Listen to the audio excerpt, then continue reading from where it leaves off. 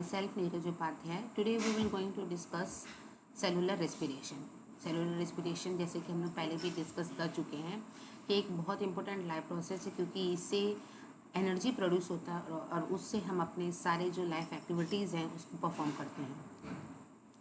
Cellular respiration जो है वो माइटोकॉन्ड्रिया के अंदर होता है.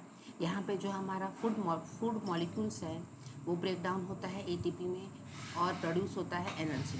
ये जो प्रोसेस है ये प्लांट और एनिमल दोनों में होता है. न्यूट्रिएंट्स मतलब जो फूड हम डाइजेस्ट हो चुका है उसके साथ जब ऑक्सीजन कंबाइन होता है तो वो प्रोड्यूस करता है water, ATP and CO2. Cellular respiration में क्या होता है, ऑर्गेनिक जो केमिकल एनर्जी है लाइक ग्लूकोज वो कन्वर्ट होता है इनऑर्गेनिक केमिकल एनर्जी में like ATP. There are 3 stages of cellular respiration. Number 1 glycolysis, Krebs cycle और citric acid electron transport chain. Glycolysis anaerobic process है जिसमें डज नॉट रिक्वायर्ड ऑक्सीजन. बाकी दोनों में क्या होता है, ऑक्सीजन की जरूरत होती है.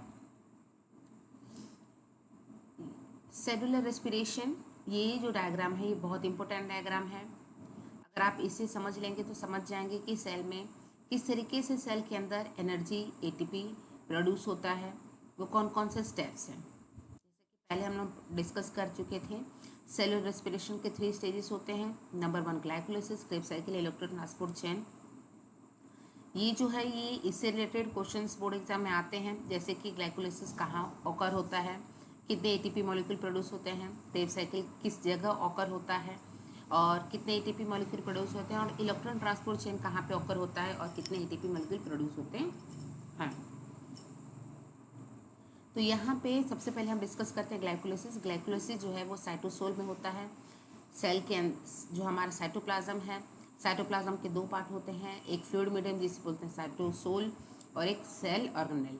तो यहाँ पे साइटोसोल, क्योंकि सारे जो एंजाइम ग्लाइकोलिसिस के लिए चाहिए वो साइटोसोल में प्रेजेंट है, इसलिए साइटोसोल में होता है ग्लाइकोलिसिस. और यहाँ पे जो ग्लूकोज है वो 2 पैरोवेट मॉलिक्यूल में कन्वर्ट होता है, साथ ही साथ 2 एटीपी मॉलिक्यूल प्रोड्यूस होता है. अब ये जो पैरोवेट है ये प्रोसेस होता है. प्रोसेस होना मतलब ये तैयार होता है क्रेब्स साइकिल में एंटर करने के लिए, और एक इस फॉर्म में एंटर होता है एसिटिल कोएंजाइम एक ए के फॉर्म में ये एंटर होता है क्रेब्स साइकिल में. क्रेब्स साइकिल जो है वो माइटोकॉन्ड्रिया के मैट्रिक्स में होता है और यहाँ पे भी 2 एटीपी मॉलिक्यूल प्रोड्यूस होता है. और साथ ही साथ आप लोग देख रहे होंगे ऊपर दिख रहा है NADH, FADH2. ये जो मॉलिक्यूल हैं ये भी एनर्जी मॉलिक्यूल्स हैं और ये अपना इलेक्ट्रॉन लूज़ कर देते हैं तब, और ताकि ज़्यादा से ज़्यादा हमारा एटीपी जो है वो प्रोड्यूस हो सके. उसके बाद इलेक्ट्रॉन ट्रांसपोर्ट चेन में जितने भी मॉलिक्यूल्स हमारे प्रोड्यूस हो रहे हैं, NADH, FADH2, ये सारे जो होते हैं वो एंटर करते हैं हमारे इलेक्ट्रॉन ट्रांसपोर्ट चेन में, जो कि ऑकर होता है inner membrane of mitochondria because it contain oxysomes.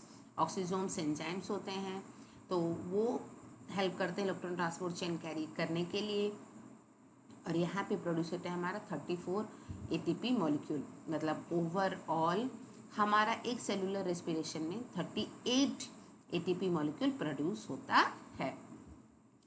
Cellular respiration ये जो हमने अभी आप लोग को बताया है यही सब यहाँ पे डिस्कस किया हुआ है. That cellular respiration is set of metabolic reaction occurring inside the cell to convert biochemical energy obtained from the food into chemical energy into chemical compound called as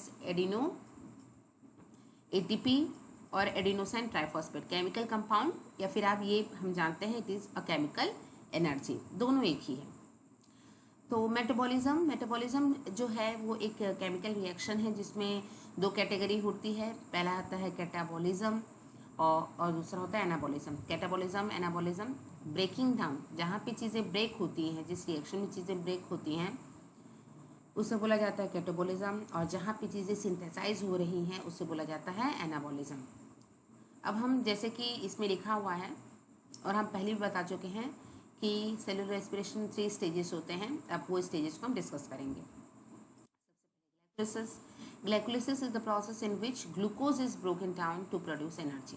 It produce 2 molecule of pyruvate ATP and NADH and water. तो glycolysis में ये सारे product produce होते हैं और ये cytosol में होता है in absence and presence of oxygen, दोनों में ये हो सकता है।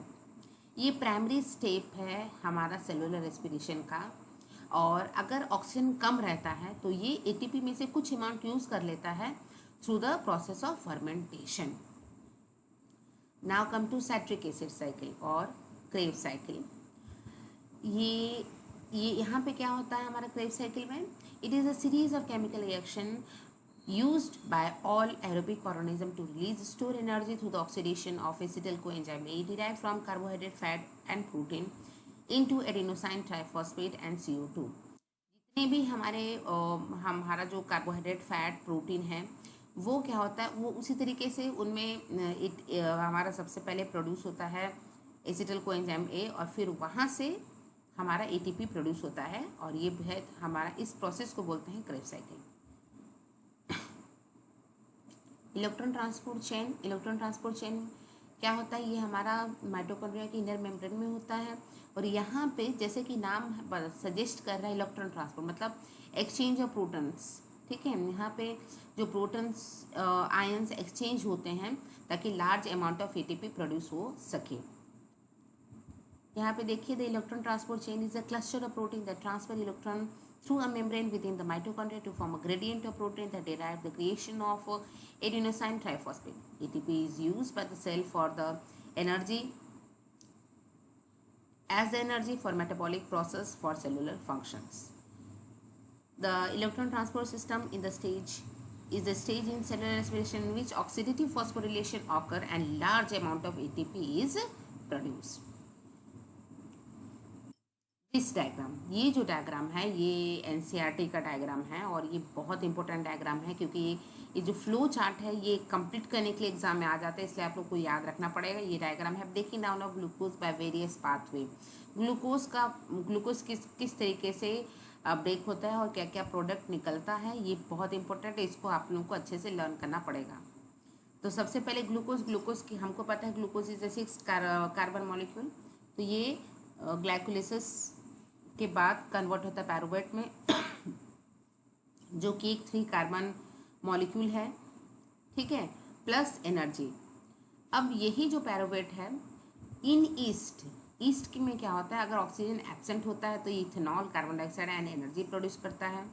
इन मसल्स में क्या होता है, अगर ऑक्सीजन की कमी रहती है तो ये प्रोड्यूस करता है लैक्टिक एसिड प्लस एनर्जी। लेकिन in mitochondria in presence of oxygen ये प्रोड्यूस करता है CO2, water plus large amount of energy. Rate of breathing, the process of breathing, जैसे कि पहले से हमको पता है ब्रीथिंग का काम होता है इनहेल और एक्सेल करना। ब्रीथिंग प्रोसेस में ये 2 स्टेप इन्वॉल्व होते हैं, इनहेल और एक्सेल। इन दोनों प्रोसेस में क्या होता है, हमारे बॉडी में इनहेल जब करते हैं तब हम ऑक्सीजन को हमारा जो ऑक्सीजन है वो जो एयर है प्रेजेंट, एयर में जो ऑक्सीजन प्रेजेंट है वो हमारे लंग्स तक पहुंचता है और फिर CO2 हमारे बॉडी के बाहर रिमूव होता है। वैसे तो ब्रीथिंग जो है it occur involuntarily but the rate of breathing is controlled by the respiratory system in the brain. The average breathing rate in adult man at rest is 15 to 18 time per minute. The breathing rate, जब भी हम कोई heavy physical exercise कर देते हैं तब breathing rate हमारा बढ़ जाता है क्योंकि फिजिकल एक्सरसाइज के लिए ज़्यादा अमाउंट की एनर्जी ज़रूरत होती है और ज़्यादा अमाउंट का एनर्जी प्रोड्यूस हो इसलिए ज़्यादा अमाउंट का ऑक्सीजन की ज़रूरत होती है। तो ज़्यादा से ज़्यादा ऑक्सीजन हमारे बॉडी के अंदर पहुंच सके इसलिए हमारा ब्रीथिंग का रेट भी बढ़ जाता है।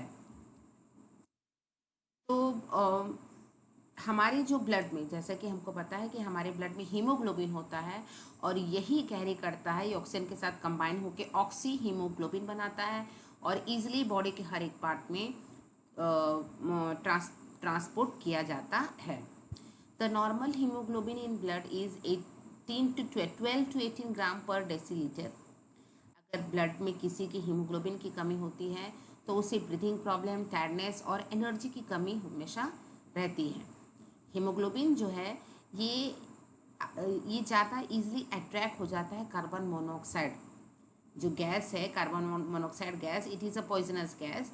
क्योंकि अगर कोई कार्बन मोनोऑक्साइड इनहेल कर लेता है तो कार्बन मोनोऑक्साइड इजीली हीमोग्लोबिन के साथ कंबाइन होके कार्बोक्सी हीमोग्लोबिन बनाता है, और ये अगर कार्बोक्सी हीमोग्लोबिन बनने की वजह से जो ऑक्सीजन कैरिंग कैपेसिटी हीमोग्लोबिन की कम हो जाती है और ब्रेन तक, हमारे अदर पार्ट तक ऑक्सीजन नहीं पहुंच सकता है, इसीलिए कार्बन मोनोऑक्साइड को एक पॉइजनस गैस बोला जाता है।